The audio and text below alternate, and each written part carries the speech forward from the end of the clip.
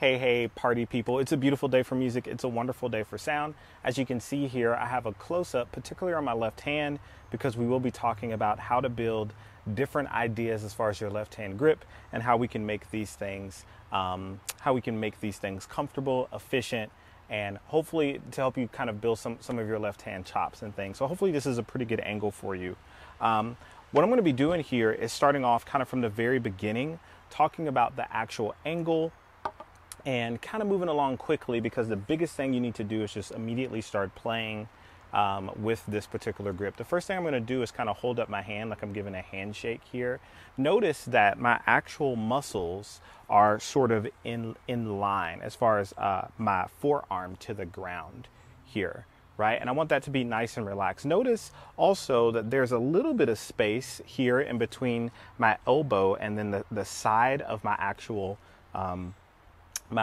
rib cage. So it's not like super rammed in, but then it's also not turned out. Do you see how much space that is there? So I want it to be nice and even here and then parallel to the ground going this way, right? What I'm going to do after that point here is I want to make sure that I actually place my stick in the same exact kind of fulcrum point that I would place it otherwise. So you remember how you had to split up your sticks in thirds, and that's kind of a nice general rule. So what I'm going to end up doing is placing that exact spot, that bottom third, I'm going to end up placing it right in the crease of my actual thumb here, if you can see that, in the crease of that thumb. Now, at this point, my stick is at a 90-degree angle, right? As far as it looks like an actual square. Like if this is my arm, this is my stick. Yes. What I'm going to end up doing, especially when I start to add on these other fingers and things, is I'm going to actually make the angle up too. So I'm going to push the tip of the bead slightly away from my actual body. I'm going to be pushing that slightly forward, and you're going to probably see a little bit why later. What I'm going to do after that is I'm going to take my first finger here, my pointer finger, and I'm going to wrap it around the stick. And for me, at first, there's a few different ways you can do this, predominantly 3 ways, but the way I'm going to teach you here today is I'm going to actually have my finger wrap around, and then right on that first joint here, like right behind your fingernail, this first little turning point of your finger, is where I'm going to have my thumb connect. Now, this is where you'll kind of see some of the first differences here. I actually do kind of the hitchhiker's thumb. Not everybody has a super long thumb, but for me, this is the kind of grip that works because I have very long and lanky fingers. For some people, this first finger is a little bit more extended because they have a little bit of shorter fingers. And then also their thumb is a little bit more extended, so it doesn't actually overlap that first finger. For me, you'll notice that my first finger curves around a little bit more, and you can see this little part here kind of sticking out up top. After that, I'm going to take my sort of middle finger here, and that's going to kind of wrap around lightly, kind of extended. I like to call it a soft C. And then the finger underneath that is going to be connecting with the stick right at the cuticle. So right where the fingernail meets the skin is where your actual stick will be resting. If you notice, if I remove my top 2 fingers here, you'll see that I can still hold it in between sort of my thumb, but then this bottom finger can sort of hold it up right here and things. I'll put those other 2 fingers back on there. And then I have a little baby C underneath here.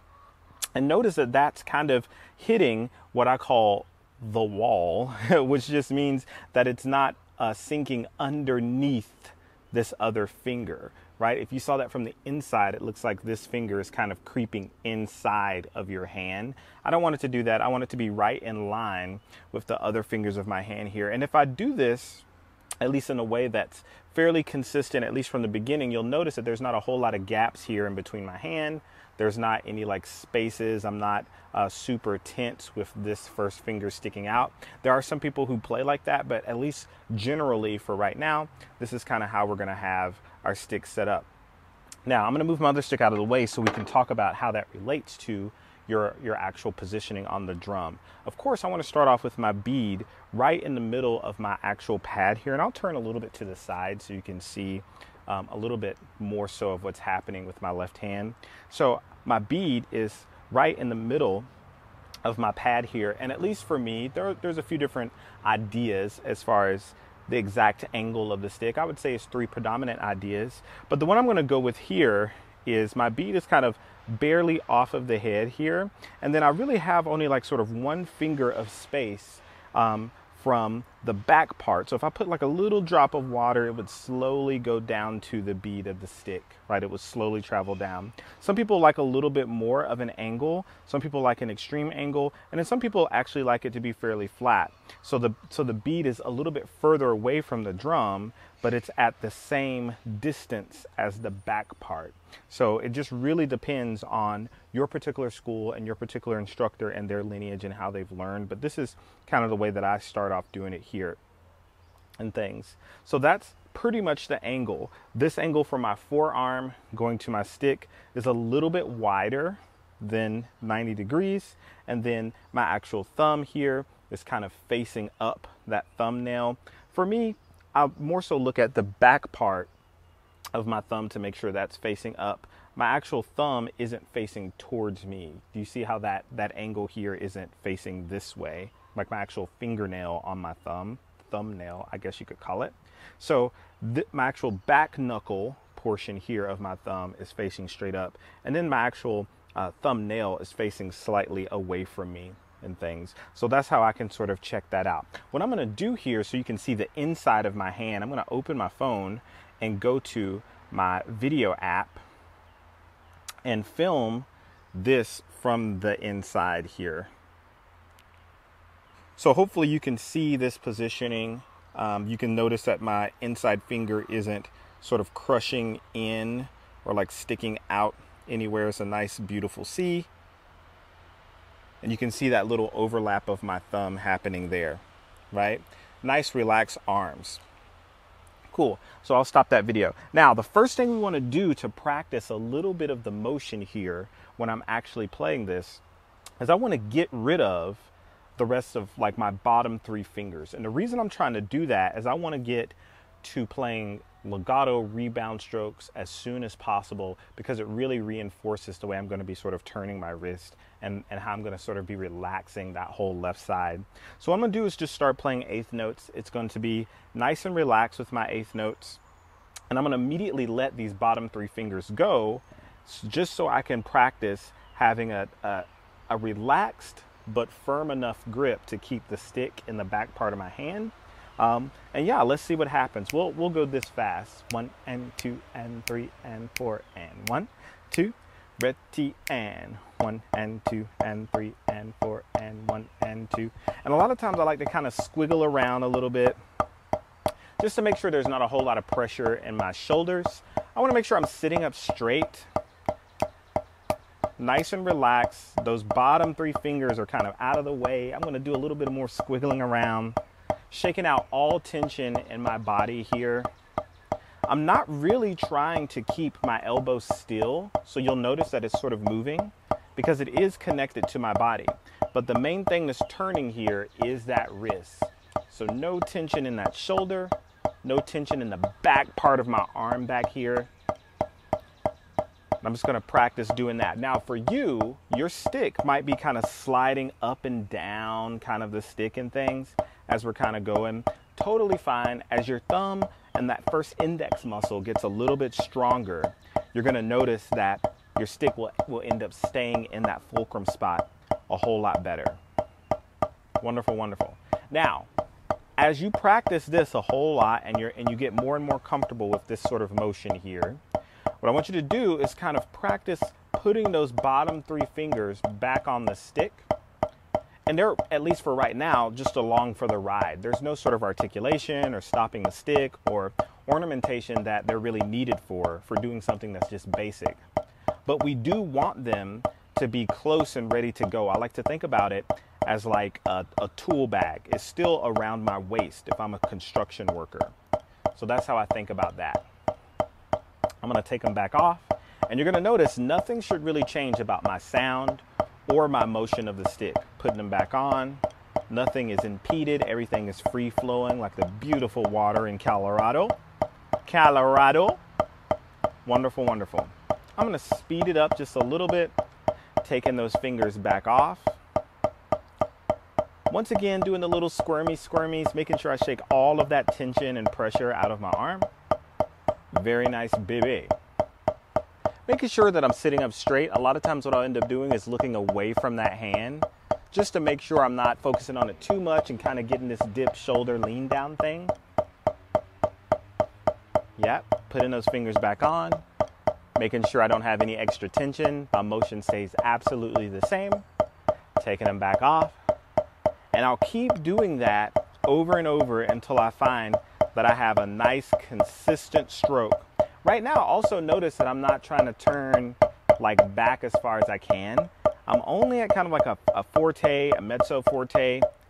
What's more important here is that I develop an even, efficient, and relaxed stroke before I start to advance to anything that's physically challenging as far as turning the stick back. And then eventually, yeah, we'll start to get a little bit faster. Making sure, once again, I'll kind of shake that out. Making sure there's no tension. Taking those bottom fingers off. Putting those bottom fingers back on. Sitting up straight. Looking away from the sticks. Going through that process over and over and over and over. And a lot of times I'll just do that kind of in my idle time. We'll stop right here. Bam. Cool.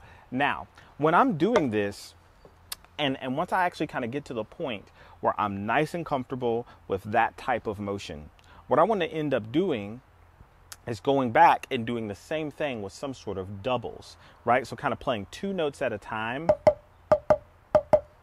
and making sure I can feel that space where the stick comes back up. Boom, boom, cha-dum, boom, boom, cha-dum, boom, boom, cha-dum, boom, boom. And notice that my 3 fingers are kind of off in the bottom here.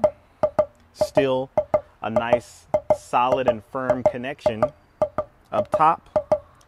And then I'll do it with my bottom fingers on there. Nice quick strokes, not any tension in the body. If you need to wiggle that out, go ahead and make sure that happens. Taking those string fingers off. And as you do this with me here, just try to make sure that that second note is just as strong, at least for this, as that first note. Putting those 3 fingers back on. Turning that wrist twice, not being afraid for that elbow to have a little motion there in the back. That's not really the focus, at least for right now. The focus is a relaxed stroke, a full, even sound. We're only like at a mezzo forte, maybe a forte at most for now, especially if this is kind of your first time doing this. Taking those fingers off, baby. Putting the fingers back on. So on and so forth.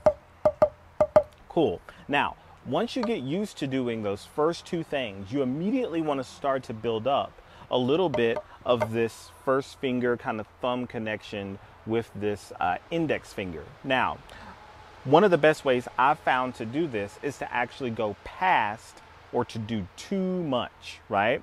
One of the ways that we can do too much is we can focus on going maybe a little bit further than what we would do for like a buzz roll. So if we have something that's a buzz, we have these sort of multiple bounce types of things where there's a little bit of that pressure in the thumb articulating with that first finger to make that multiple bounce sound. Now, what I'm going to end up doing is playing 8th notes, but instead of it having a long buzz sound, a legato buzz here, what I'm going to end up doing is making it short. Right? So I'm really pushing down through the thumb and down through this first finger to really feel that connection on the stick. You might want to do that a few times just with your bead on the actual drum pad, and just with this first finger here, your actual index finger, kind of pull down just to see what that tug feels like, and then do the same thing with the thumb pushing down in tandem with it, so together, just to see what that's like. And I'm going to do that in actual 8th notes. So let's play it at this tempo. Only going to really be kind of going at like a mezzo piano here. 1 and 2 and ready and go and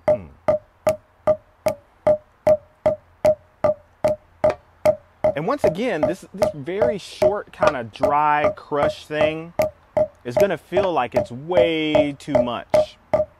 And what I'm going to have to focus on doing here, at least for now, is just turning this wrist. Now for something like this, in reality, I wouldn't only play it with this one muscle grouping like this. I would probably do a little bit more of a 3/4 stroke. So like a little bit from my forearm. But for our purposes here, I just want to reinforce turning the wrist. So I'm not going to have any forearm in the actual stroke. And 3, 2, 1, and stop. Nice. Now, if you were doing that with me, and especially if you're kind of a younger player, you're going to really start to feel these muscles here in the forearm kind of start to wake up because you're having to put a lot of pressure down into your pad or into your drum. You also are going to start to feel a little bit of this swelling, a little bit of tingling here in your index finger, and then also some in your thumb. That is totally fine. You don't have to do this for like minutes at a time. You don't really have to chop out on this right now, but it is good for you to feel what it's like to have that kind of pressure, because that, at a much lesser extent, is going to be the same type of pressure that you're playing if you're doing something like a regular buzz, or if you're doing something like doubles or diddles, rolls, whatever you want to call it. So hopefully some of those tips have been good for you just to get you started on some basic, simple exercises and things that you can do with your left hand traditional grip. Let me know how that's going for you. Hit me up if you have any questions. And once again, it's a beautiful day for music. It's a wonderful day for sound. I'll see you.